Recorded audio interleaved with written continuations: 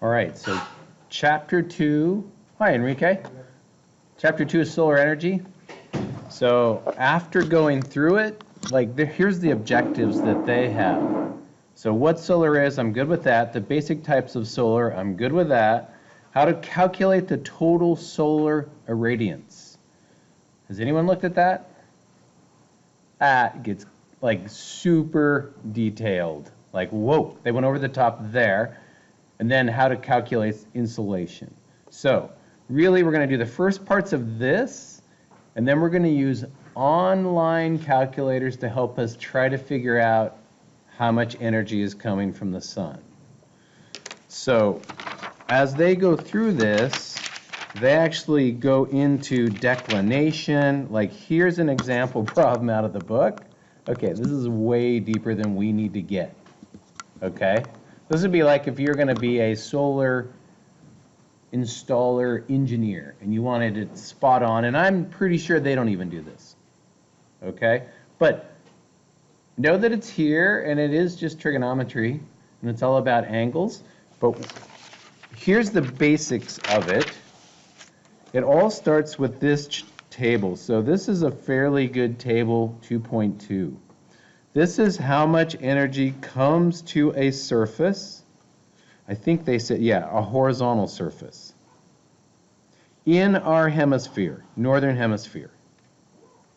So January, this much comes, and as you walk through, you can see it changes through the year. Not a lot, it changes a little. But that's how much energy comes, right? So that's the basics of everything. We don't capture much of that energy, but that's how much comes, and I think, yeah, and that's in watts per meter squared. Direct normal irradiation. So when you go through, if you go through the calculations, like if you want to get into it, you can. You'll see where they talk about this number a lot, and this is the number they start with in most of the equations, and then you're basically whittling it down based on whether you're directly into the panel or off at some angle, correct? And what the surroundings like.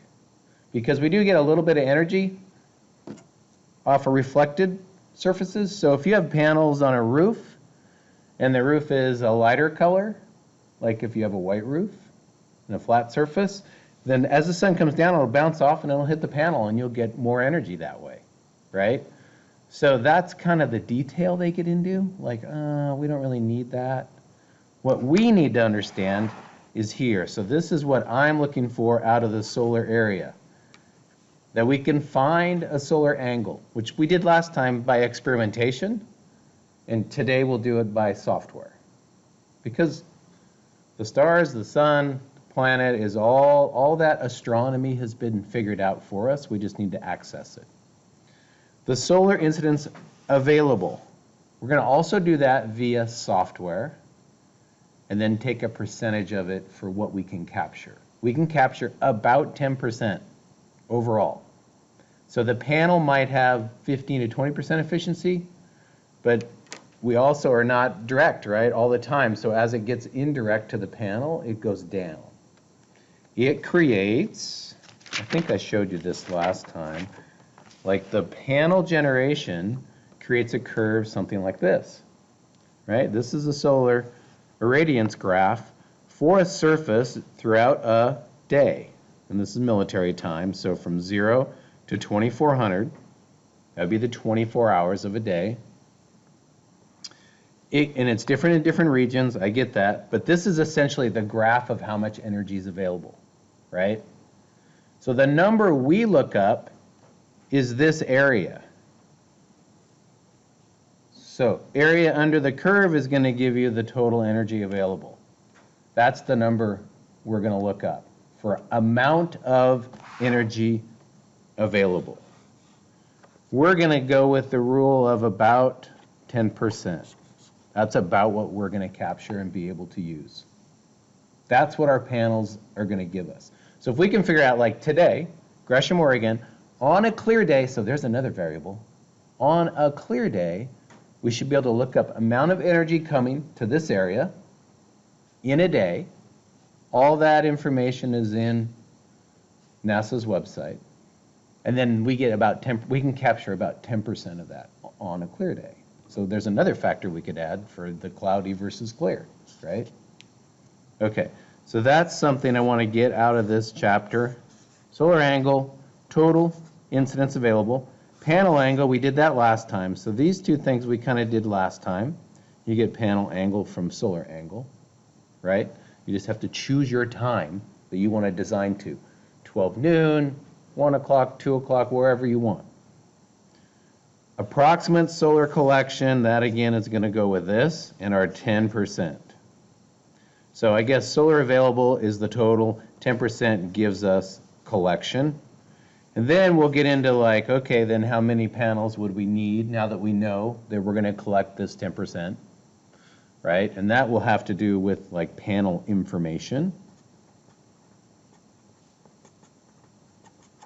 So we'll actually do that first thing. We'll talk about panels and how they're rated. And the energy usage, that's going to be how do we capture the energy of whatever we're trying to support with solar. So if it's our home, how do we capture all the energy that's used in our home?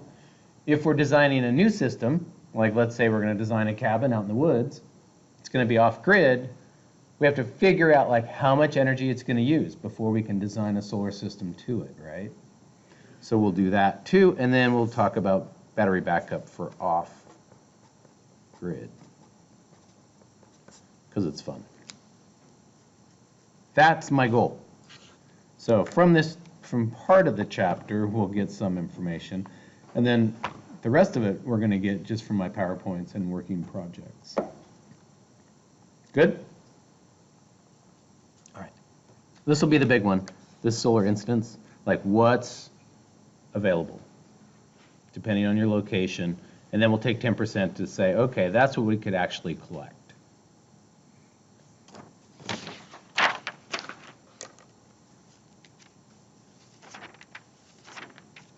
We will refer to this table down here, 2.2, because it does give us Northern Hemisphere information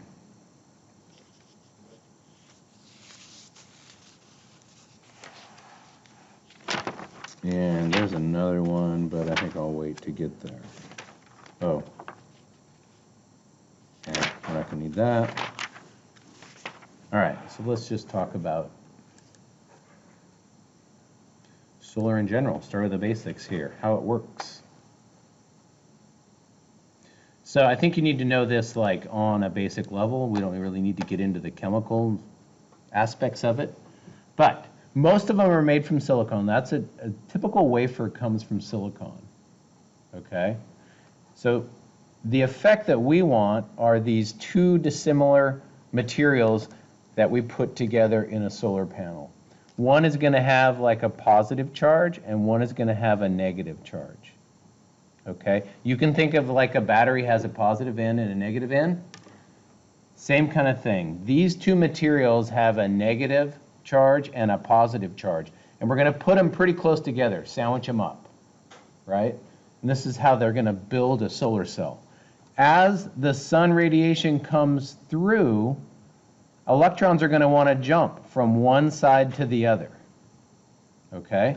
And anytime we get electrons moving, that's electricity. That is how we make electricity. When we take magnets, magnets have a positive side and a negative side, correct? When you spin the magnet around, the positive and negative are pulling on these electrons in the copper windings around a motor or a generator.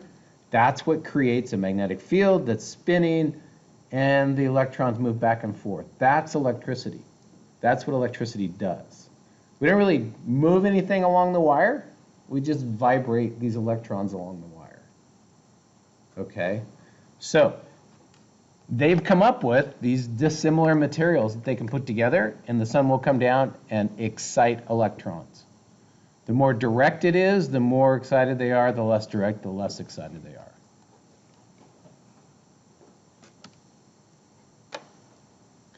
All different kinds, right? There is monocrystalline.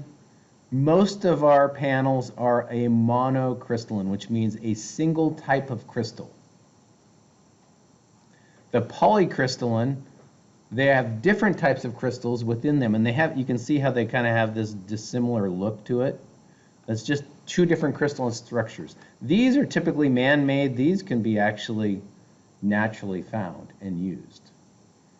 So, different percentages, different efficiencies, different costs. These are the cheapest, and that's what you'll see in the back room when we go look at it. We have a monocrystalline panel. Amorphous means completely generated by man. These are generated by man, but they can use some different existing crystalline structures, right? They don't have to process it as much. This is totally processed. They call it amorphous. Do you really need to know the difference? I think you should know that there are different structures to panels. And really, the efficiencies will go up and the cost will go up. So the processing is going up. For example, a standard, this is a little bit old here, let's do this one. 265 watt crystalline solar panel. This is a 4-pack. So each panel will generate at its peak 265 watts. That's 0.2 kilowatts. Okay? 4-pack for $11.87. So that's about $260 per panel. So that's way down. Like this one, I think this is probably a 10-year-old price. This is an 80-watt panel for $346. So they've come down in price a lot, a bunch. This is the standard information you're going to get on a panel, right? You're going to get the weight, you're going to get the physical dimension, you're going to get its charging voltage. Most are 12, some are 24 volts, so we have to think about that if we're given 24 versus 12. And then that's going to be like the maximum wattage output, 80 watts. So I don't think I wrote all that one down for this one. I didn't do it here either. Yeah. All right, so let's go look at this one next door, and let's look at the panel on the back. Because you'll use this one next door for a lot of your calculations.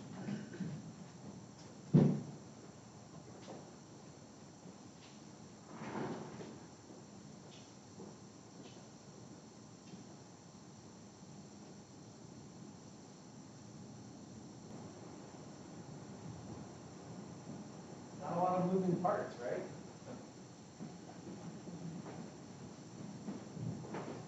If you're talking wind or hydro, geothermal or wave, we're talking moving parts. If we're talking solar, we are not talking any moving parts. We're talking dissimilar materials that want to excite and move electrons from one to the other. That's how it generates. All right, we talked about this a little bit last time.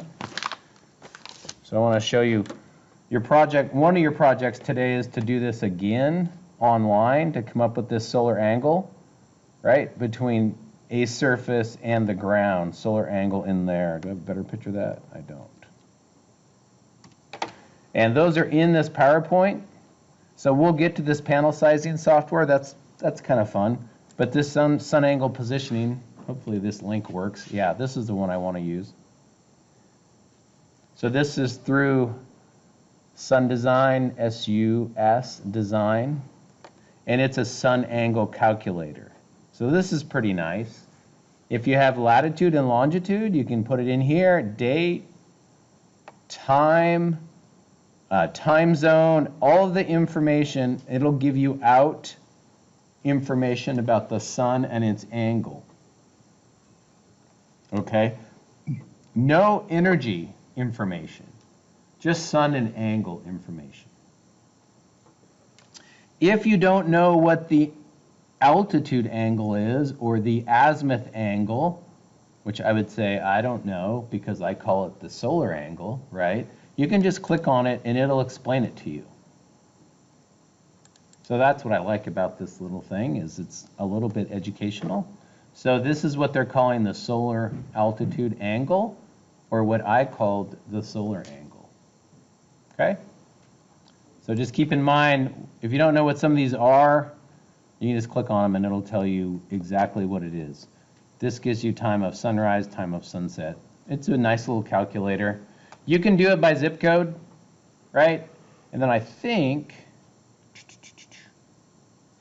there was a map. Oh yeah, I think you can do it through, no, that's not what I was thinking.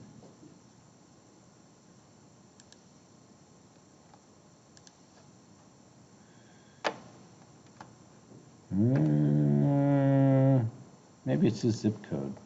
Let's see, 97030.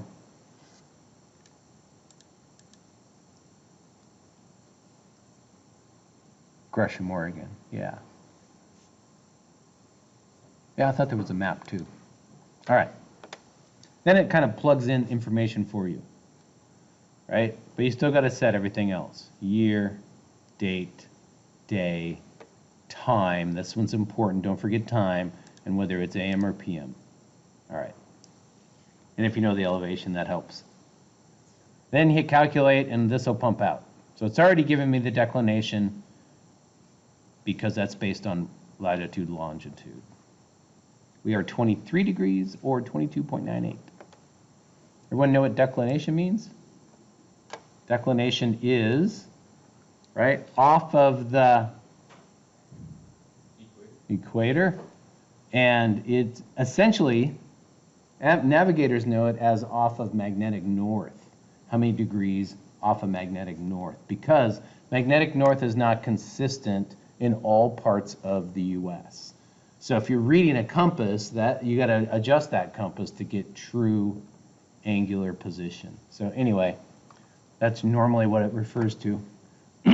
So this is declination from the equator. We're not at the equator. We're at the 45th parallel. So it's different. It's off by 23 degrees. Anyway, you won't need that because it'll fix that for you in this altitude angle. All right. So we're going to use that. I want to show it to you. And then this is a panel sizing thing. We'll use that another time. Let's talk about just watts and volts and amps and all those kind of things real quickly to give you a feel for it. So we're going to be calculating some DC amperage.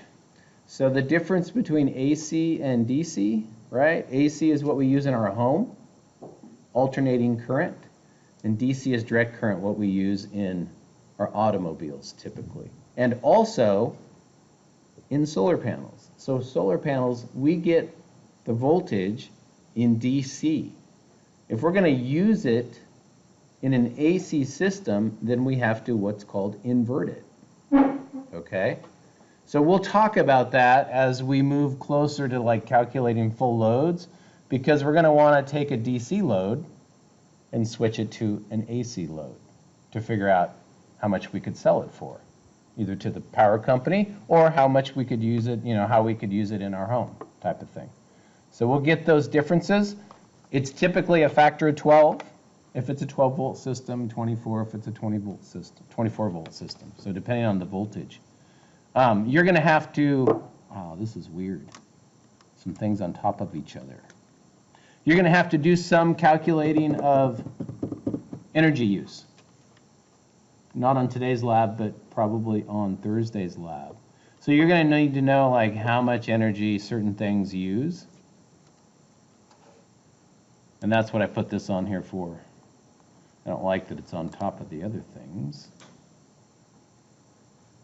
I don't even know why it is.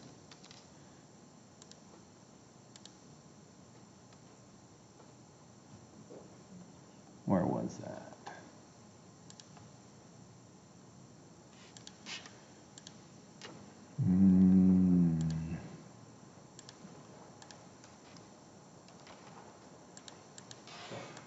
Bugging me.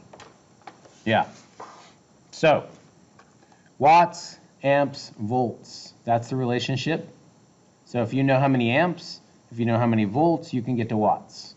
Or if you know watts, right, and you know amperage, those two things were on the panel, you can calculate voltage.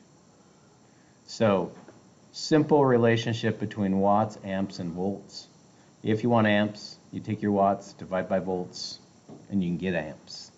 Remember, amps is current, and current is like the flow through the hose.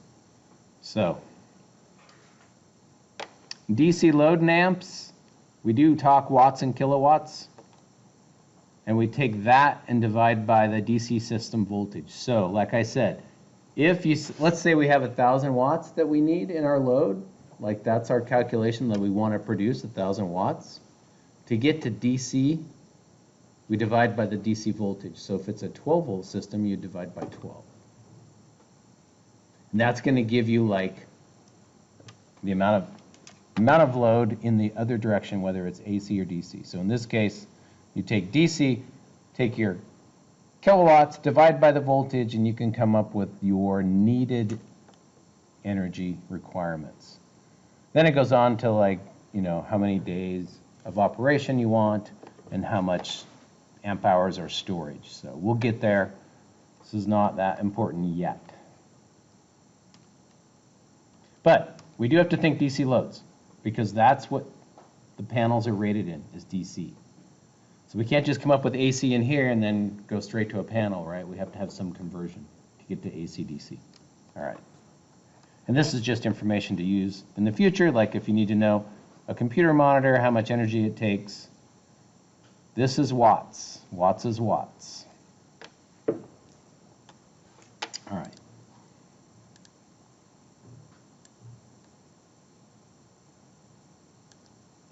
Yeah, it's like doubled up some things or something.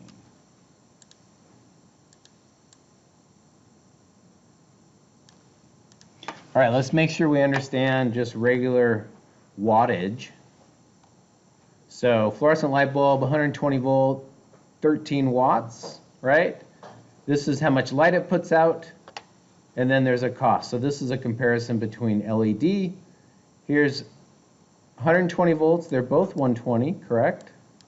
They're both 13 watts, and this one puts out 800 lumens compared to this one putting out 825, and then the annual cost. So a lot of times this will be a comparable wattage. Both of these are pretty low. Let's see, is there incandescent somewhere? Incandescent right here. So here's an incandescent, 60 watts, where the fluorescent was 13 watts. Wow, this is really messed up. Right? Incandescent, our old style light bulb, and then newer style, this doesn't have lumens. This would be about 800 lumens, about the same as these, but the wattage is much different here. 13 watts compared to 60 watts. So that's the push, right? First towards fluorescent and then towards LED.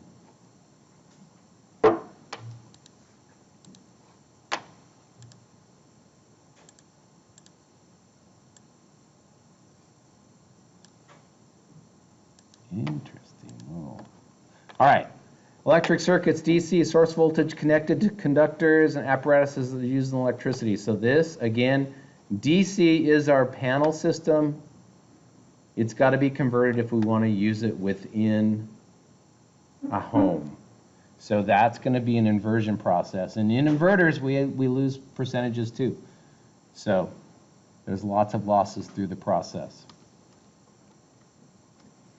Here is some information about conversions and amount of energy available. So, calorie to joules, sometimes we want this information if we're working with foreign energy produced items, they'll talk about calories instead of joules. Or they'll talk about British thermal units instead of kilowatts, right? So we have to be able to convert between the two. So this is just a how much energy is in a quantity of something. Natural gas, 1,000 to 1034 BTUs. So if you know you have a 12,000 BTU natural gas furnace, then you can come up with how many cubic feet of natural gas it's going to take to get the 12,000 if we're having, you know, 1,000 to 1,034 BTUs. So all of this is just trying to wrap our head around energy use and how much it takes. Look at the difference between natural gas, 1 cubic foot. Granted, there's a few cubic feet right in a gallon, not that many. But look at crude oil. 138,000 BTUs in a gallon of crude oil. That compared to a cubic foot of natural gas, which is like 7 gallons. The comparison is, there's no comparison. Crude oil is the #1 source of stored energy. We don't get all of that, right, when we burn a gallon of it. That's just how much is available in it.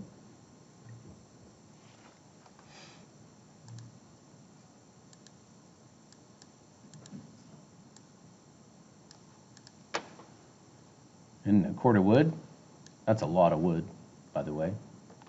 4 feet by 4 feet by 4 feet. But a whole bunch of energy in there. All right, so that information's in here as we need it. It'll be available. We talked about this, right? In order to calculate what we need, we have to think about like the production interval of a panel.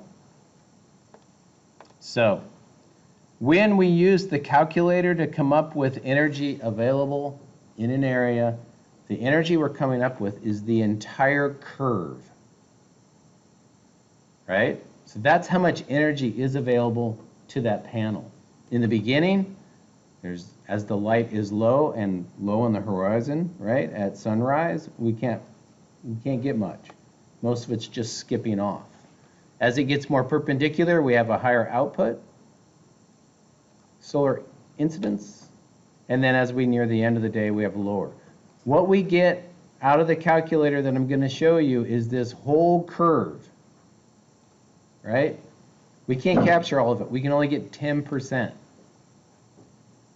So, just want to make that super clear, because as we're coming up with numbers, they're going to seem very big. Well, we're going to take 10%, and those are going to be more realistic. All right. A few different systems that are used in solar. I'll go through these fairly quickly. You may already know them. One of the most efficient is solar heating. Whether we're going to heat hot water. So that's not a solar panel, right? That's a collector. It's called a thermal collector. This thermal collector basically is collecting the heat from the sun and warming a fluid that's then heading to a tank. It can be direct hot water, or it can be some other kind of fluid similar to antifreeze that actually holds more heat compared to water.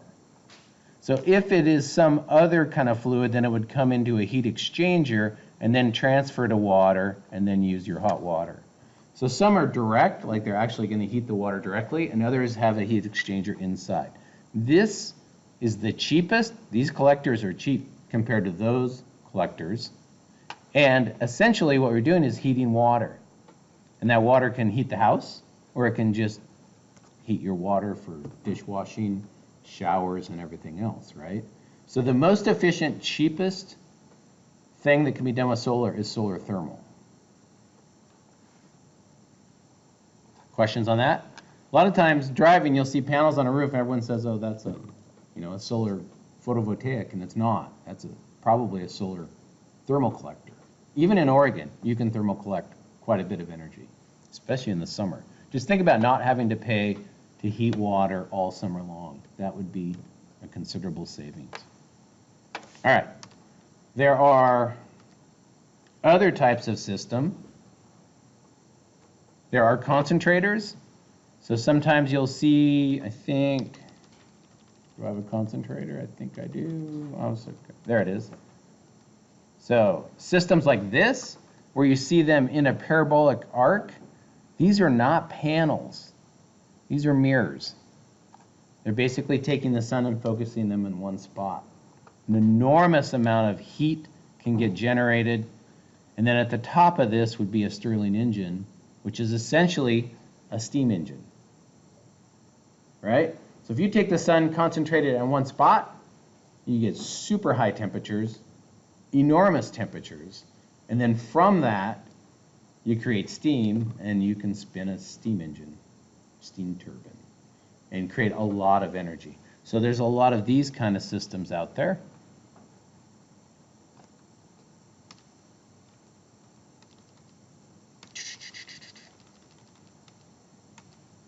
I think we talked about that. There we are. Yeah, there's lots of different kinds. So there's single collectors, there's concentrators, and then there's mirrors that deflect to a receiver. Basic system, it's going to have a turbine. As the steam comes through, it's going to spin that turbine, which then spins a generator, creates electric power. So you can take this system right here, and basically, if you understand this system, then you understand wind, because the wind is basically the turbine. You understand this kind of solar. You understand hydro, because hydro basically spins a turbine, which spins a generator, right?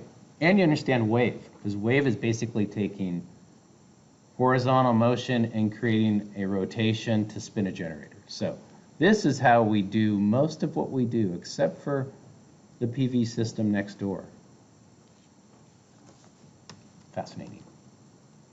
All right, this is called an array. I think you know that. This is called a module or a panel, and then an individual cell makes up panels. On grid, so this is a grid system. You'll have a panel, you'll have a charge controller. Oh, this is grid connected. You'll have a battery backup system if you want to use power when the grid goes down. You won't have this if you don't care about having power when the grid goes down, right? So you could just have a solar panel to charge controller straight to the grid, and then the grid back to the home. That's most folks. This is a grid connected but off-grid capable system where you have a battery backup, and this battery then would provide energy to the building if the grid goes down, right? Maybe the whole building, maybe just parts of the building. We don't need this today. We talked about this. So these are the different production times and how much energy comes out. Basically that graph. This graph, right? So we're not getting anything at sunrise. Just past sunrise, we start to produce some. The number we'll get from the calculator just adds all this up. It's going to be like 5,000, right? And we get 10% of that. That's how much we can actually capture. All right. Let's go to the two things let me show you the end thing here. The two things you're going to do today, more pictures, you can look at those whenever you want. The two things you're going to do today is you're going to come up with a solar angle with the website that I showed you for here at Mount Hood on the summer solstice and the winter solstice. Does everyone know when that is? Everyone know when the winter solstice is?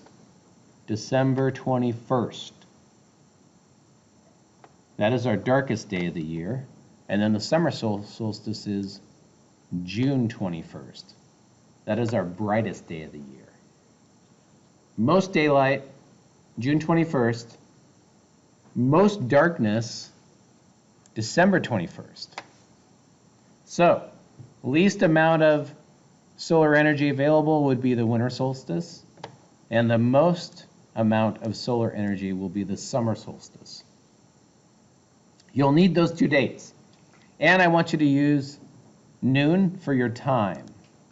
So you're using MHCC. You'll have to figure out where that is. Gresham, Oregon, right?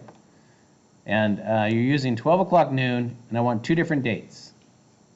June 21st and December 21st. And I also want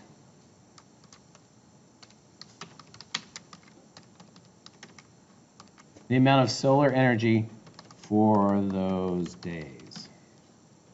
And I'm going to show you how to do that.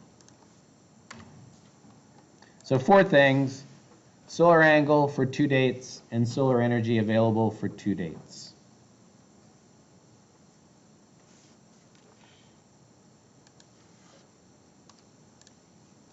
All right. So in the book, those long calculations, that's the solar irradiation that we're talking about. But we're going to do it with a website and some calculations of our own to get an estimate. So on the home page, you'll see this is solar angle. You can use this one or the one in the PowerPoint. I think they might be the same. Here, I'll look. Oh no, this one's different. This is NASA's, NOAA's. But this one's only here, the solar incidence. So this is NASA, I believe. I'm going to show you how to run it. It's pretty slick. It's GIS data. And it is giving you solar information based on a location. You have to approve the access to a data, then it becomes active. So that first window, you have to hit approve, and then it's active. Okay? These are different databases. So we'll just stay with this renewable energy database. We're going to do daily, so all of these settings are fine. And then this is latitude, longitude. You can put in a latitude and a longitude, but whether you are plus on the north or whether you're minus on the longitude, you got to be careful with. The first time I did it, I put in a latitude, longitude, and I didn't have a negative here, and it came out in China or something instead of Santa Fe, New Mexico, which is what I wanted, right? So the other way to do it is there's a little button here, it says point. So I went, oh, I'm going to use that. So then you can kind of scroll around the Earth. This is super cool. I could do it anywhere, right? But I wanted Santa Fe, where's New Mexico? Right here. So then I zoom in, and there's Santa Fe.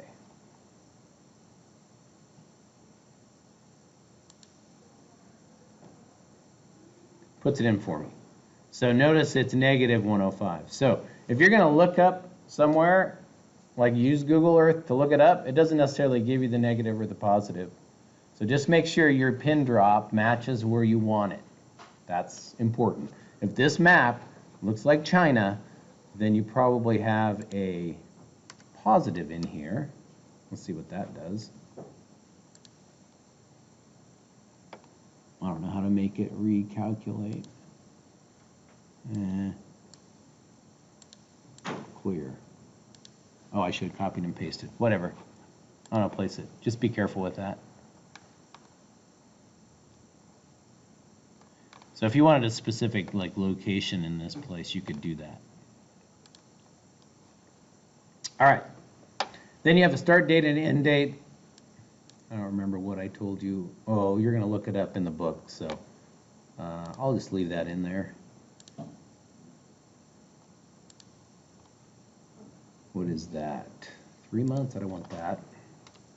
I'm going to do the same month. And so these are 1 day apart, right? 1-1 to 1-2. So be careful with that, or you're going to get a lot more data than you need. And then the selected output file formats, that's great, but it's going to ask you this question again. So CSV, comma, separated values, that's Excel. So that's why I chose CSV, because I want to see it in Excel format. This data that I'm going to get, right? All right. Then, scrolling down, you get to choose what data you want. There's little folders here. Sizing and positioning of solar panels. Solar thermal applications. So, I'm going to open that up, and I'm going to get insolation. I'm going to get clear sky insolation and all sky incident on a horizontal surface. This is the one I'm going to use, or this one. I'm going to look at them both, but I'm doing all three. Check, check, check. I'm going to get 3 pieces of data, right? And you can cruise through this and look at other things. Kind of interesting. Something for solar cooking, all these different, here's tilted. So that's interesting. Anyway, I just did these 3 just to see what I got. What I'm doing is trying to compare it to the values they got in the book. And it was kind of close, not perfect. but it's going to be close enough for us. So this is under sizing and positioning of solar panels. All right, I scroll down. That's it, and I hit submit. And I'm patient because it's running a query of GIS information, graphical information systems.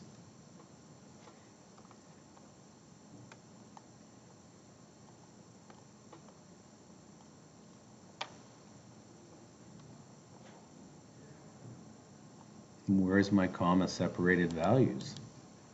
Did I screw that up? Oh, well, that's not what I want. I want comma separated values. Thanks. There's a back button. You can change your parameters, run it again. And then it asks for it again, like, oh yeah, CSV, that's what I want right here. So then it drops a PowerPoint, or I mean an Excel spreadsheet. So I'll open that up, and here it is. So let's look at this. I'll zoom it up a little bit. All right, here's the information as to what you're getting. Obviously, we have latitude, longitude. We have the year, the month, the day. You can make sure all that's right. Then we have the KT. That's the Insolation Clearness Index. So I think this is some kind of a reduction percentage. I didn't use it. But I think it has to do with like meteorological information about that location. That's my guess. I don't really know. This, though, I do get what that is, and if I open it up, I see the whole title. This is clear sky. This is the number that I wanted, and this is coming down. This is information, clear sky insolation incident on horizontal surface. Kilowatt hour per meter squared per day. That's the whole value, okay? So the whole value is 3 kW. So how many watts is that? 3,434 watts.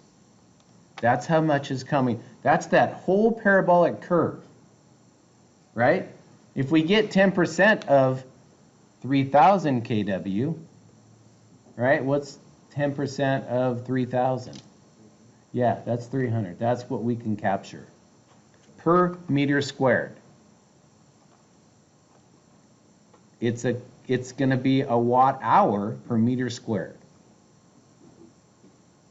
That makes sense? So we have to take this 3.43 kilowatts.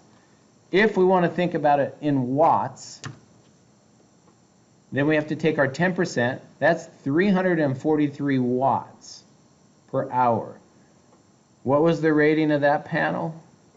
280 watts per hour. Okay?